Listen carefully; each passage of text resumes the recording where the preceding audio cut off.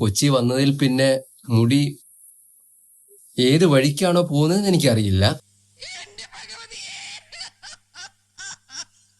കാരണം നിങ്ങൾക്കറിയാം, ഇത് കണ്ടോ, എന്റെ മുടി ഒന്ന് സൂം ചെയ്ത് നോക്കിയാൽ മനസ്സിലാവും ഇപ്പോഴത്തെ സിറ്റുവേഷൻ.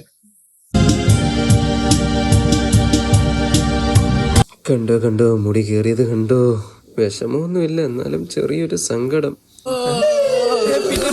ഇങ്ങനെ തോർത്തിയാൽ എങ്ങനെ മുടി പോവാതിരിക്കും? അതൊരു ക്വസ്റ്റ്യൻ ആണ്. എല്ലാ ദിവസവും ഇതുപോലെ ഓൺ ചെയ്യാൻ പറഞ്ഞു. ഇവിടെ ഓൺ എന്നുള്ള ഇതുണ്ട്, അത് ക്ലിക്ക് ചെയ്യാം. ഓക്കെ, എന്നിട്ട് നമ്മളിങ്ങനെ ഡെയിലി ഇങ്ങനെ 1 മാസത്തോടെ ഞാൻ ഇത് യൂസ് ചെയ്യും. എന്നിട്ട് ഇതിന് റിസൾട്ട് ഉണ്ടോ ഇല്ലയോ എന്നുള്ളത് ഞാൻ പറയും. ഓക്കെ, ഞാനെല്ലാം തുറന്നു പറയുന്ന പ്രകൃതക്കാരന കേട്ടോ. ഹെയർ ട്രാൻസ്പ്ലാന്റ് ചെയ്ത് മറ്റേത് ചെയ്ത് മറിച്ചത് ചെയ്തെന്ന് പറഞ്ഞിട്ട് നമുക്ക് വെറുതെ എന്തിനാ?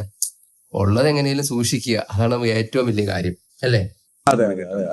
റിവ്യൂ ആയിരിക്കും ഒരു 1 മന്തിനുള്ളിൽ ഞാൻ ഇത് പറയുന്നത്.